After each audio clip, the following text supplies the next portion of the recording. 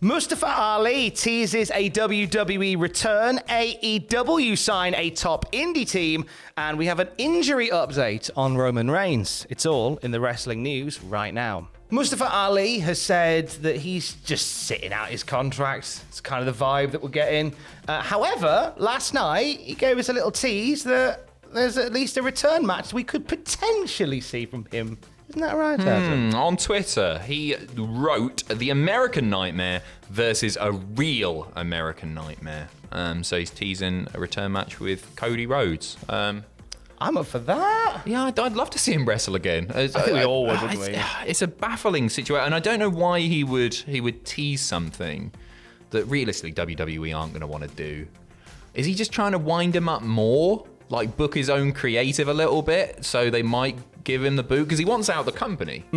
He wants done. I don't understand the motive there. It's not something that I would expect to see. But maybe this indicates that he is keen on getting back in the ring. Maybe he's missing it. He's got a few years, or at least like a year and a half left on his deal, right? Yeah, and it's a shame for somebody that good just to spend a year and a half just sat doing nothing, because that's a year and a half of the body clock. Yeah, just sat there doing nothing. What a waste! It is an absolute waste, and I hope that either we maybe do get this lovely match between, just a series of matches between them would be smashing. Yeah. But then, or if not, then just let Ali go and do his thing. You've released people for less. That's it. I don't see what they're benefiting by keeping him around. If they've got no plans to use him, so that he's of no value to the company from an on-screen perspective, but also he's just there being miserable. It's bad PR for the company. Maybe it's about setting a precedent, though. Maybe it's about no, you can't just say you're miserable and we'll let you go, right? Maybe it's that. Maybe they want full control, which they got contractually. They've done that. They've done that before and since. Yeah, no, you're right. Which is why it's weird. It seems like a very, like I said, bad PR stunt and a very petty thing to do. It does feel petty. It does feel really petty, just keeping him out of spite. It seems. And yeah. So, fingers crossed that we either get a match against Cody or a million matches against other people away from WWE from Mustafa Ali sooner rather than later. Jumping over to the AEW side of things, it turns out they've quietly signed another top indie team. We're talking about the Gates of Agony. And I know you might be thinking, but they were on Ring of Honor. Of course they're signed, you silly man. Well, that's exactly what they're saying.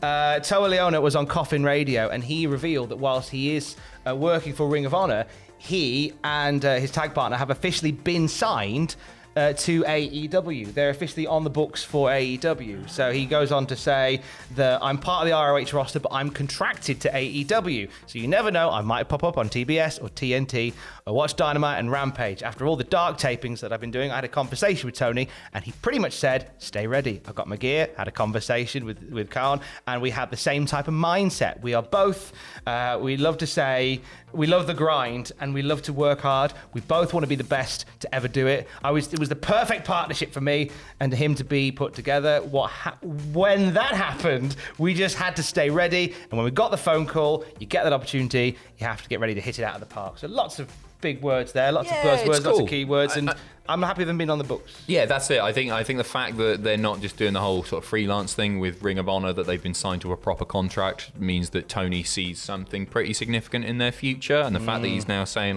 bring your gear. Good for them. Gates of Agony with Tully Blanchard Enterprises is a really, really nice setup. It's a really nice one.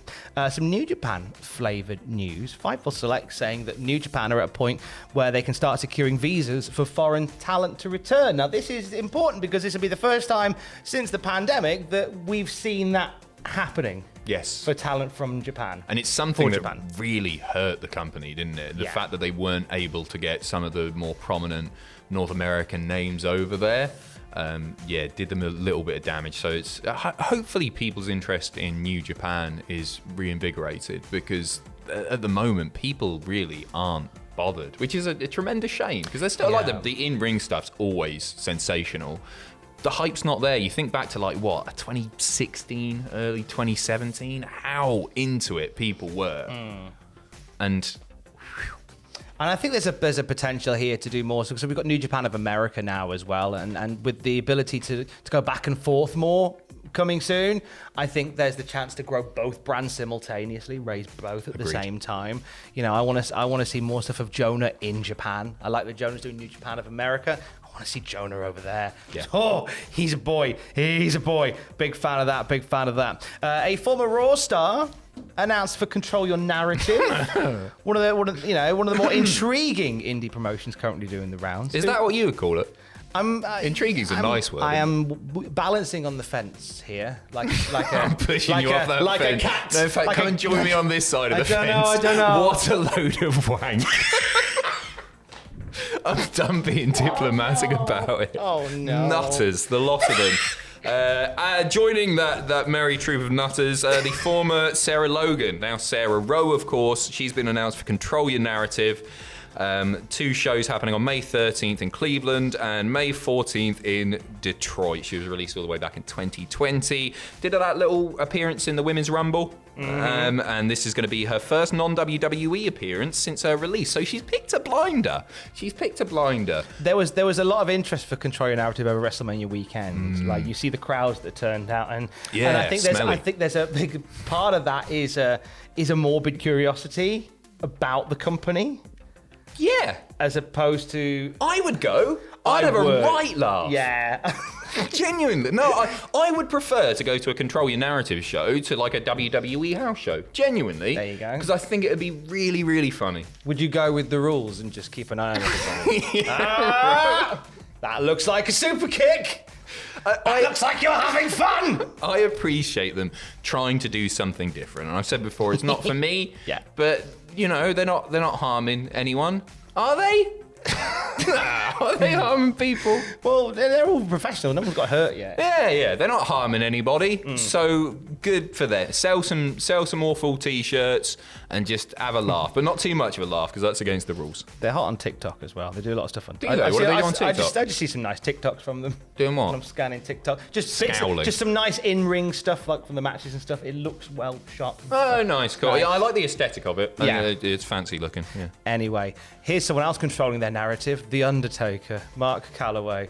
WWE announcing, this comes from WrestleVote, saying, in a show similar to that of Broken Skull Sessions, Peacock and WWE have convinced The Undertaker to enter the podcasting world. Sources state the new show will begin airing in the next few months. A fascinating concept that was unfathomable just a few years back. I'm buzzing about this. I think you said something in the last news video about the Steve Austin and Bubba Ray Broken Skull Sessions, and I went, that's handy for the just 2 old men just talking about how crap the business is now compared to the good old days. I think we're going to see a side of Undertaker that I don't think many are going to find that palatable.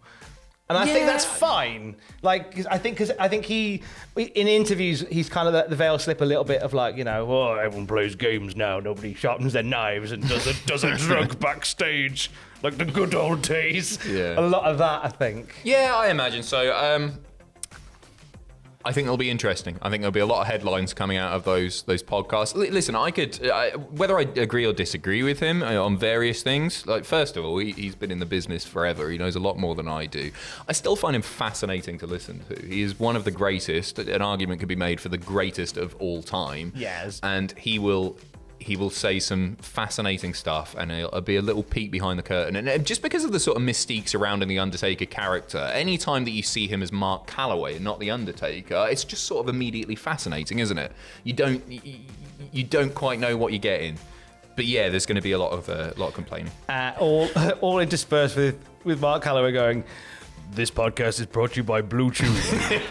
Stay as cold and dead as the souls I've reaped at BlueChew.com. You've got it around the wrong way. Stay as cold and dead as... Hard and dead. Oh, hard and dead. I thought you... Stiff and dead. Stiff and dead. Mine isn't cold and dead. Unlike my souls I've been reaping. Sponsored by Motel 6, where I can finally rest in peace. Rest my peace. Yeah. Update on an injured WWE star Sponsored from SmackDown by Magic Spoon cereal.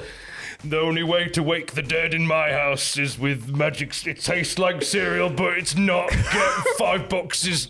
Put Undertaker in the code. Rick Boogs shared a video update of himself walking around on crutches. Obviously, he suffered torn quad at WrestleMania, underwent surgery last week. He's in a heavy cast, but he's out and about and looking well. He's optimistic about things, right? He'll be back in about 10 minutes, won't he? He's already looking great, his Boogs. Yeah. Boogs looks great with a torn quad.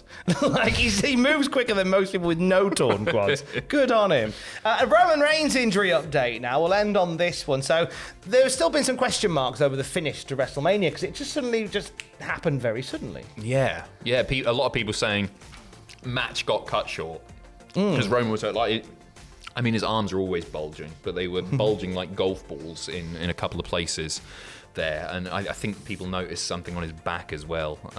But anyway, during his appearance on Sunday night's main event podcast, Meltzer confirming that Reigns was not injured at the WrestleMania main event. And the main event went out exactly as planned, which is...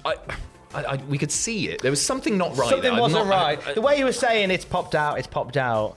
Maybe it did pop out, but maybe they finished the match as planned anyway, and then he just popped it back in. Yeah, perhaps. But you could that. literally see something wasn't right. Like those lump... Yeah. But apparently that was the way it was meant to finish anyway. Apparently so. He said that was the match. That was the match that was laid out. That's the nature of the way they put Lesnar matches together, which is boom, boom, boom. I want you in my room. No, boom, boom, boom. Big move, big move. It wasn't a bad match by any means. It was a Brock Lesnar match. No, not very different from many others. So apparently that was it. I'm not sure I buy it personally. No, you think there's something... Something didn't feel right, did it? I think it was legit. Like when at the end, you could tell that one arm was definitely hurt because like he might have been selling, he might have worked me here, but he looked really, and one arm was a lot lower than the other when he was lifting the belt. So I don't know. As I say, you see the lumps. You can see the lumps. He might have been good at the wrestling. He might have fooled us all. Yeah. Well, he is very good, and I hope that's the case. Fooled us all. More news throughout the day at cultaholic.com. Stay safe. Love you. Bye.